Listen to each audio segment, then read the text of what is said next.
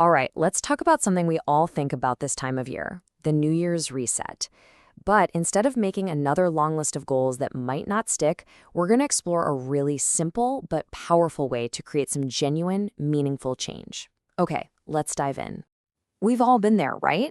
You make a big promise on January 1st, and by what, February, it's like it never even happened. So, what if we tried a different approach this year? One that isn't about these huge, grand gestures, but about a much quieter internal shift. So, what if the real secret to a transformed year isn't about what you do, but about how you are?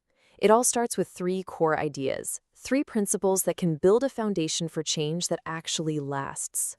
And this is it. This is the whole roadmap laid right out for us. It's a simple path that connects our past, our present, and our future. We start by looking back with gratefulness, then we ground ourselves right here, right now with an act of kindness, and finally, we clear the path ahead by choosing forgiveness. It sounds simple, I know, but as we're about to see, each step is incredibly profound. First up, gratefulness. Now, this isn't just about feeling thankful in a general way. It's about actively looking at your past and using it as the foundation, as the solid ground for everything you're about to build. This is the starting point. What's so interesting about this is how it focuses on other people. We never get anywhere completely on our own, do we? Think about it for a second. Acknowledging the people who supported you, who taught you, maybe even the ones who challenged you. It's such a powerful way to reframe your own story. You start to see this web of connections that brought you right to this moment. And that is the transformation.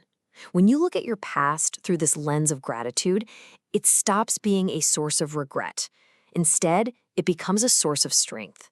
It becomes this solid bedrock of experience that you can actually stand on as you face whatever's coming next. Okay, so we've anchored ourselves in the past with gratitude. Now let's move to step 2 and ground ourselves in the present.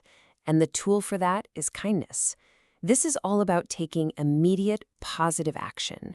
I mean, it doesn't get much more direct than that, does it?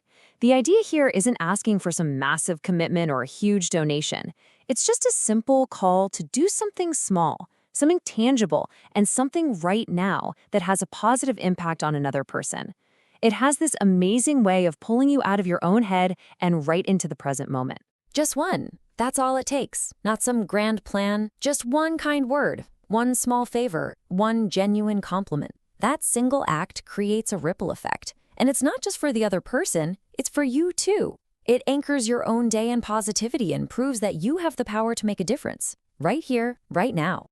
And now for the final step. And let's be honest, this is often the most difficult one, forgiveness.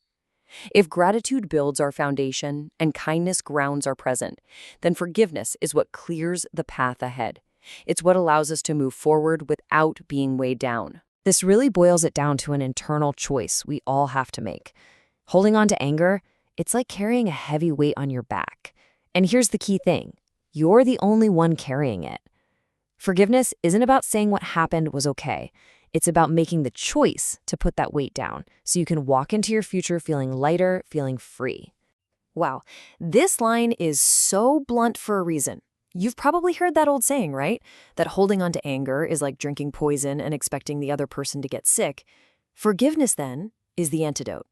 It's a profound act of self-care, really. It frees up all that energy for your future instead of letting it get eaten up by your past. So, we have these three powerful ideas: gratefulness, kindness, and forgiveness. How do we actually weave them all together into a real practice for the year ahead? Let's bring it all together. So here it is, the whole framework in one place. And notice how it's not just a random list. It's a conscious way of dealing with your entire timeline. You're not just dwelling on the past, you're honoring it with gratefulness. You're not just passing through the present, you're shaping it with kindness. And you're not fearing the future, you're freeing it with forgiveness. It creates this complete, powerful system for living intentionally. And that might be the most important thing to take away from all of this. This is not a checklist to finish in the first week of January and then forget about. It's a mindset.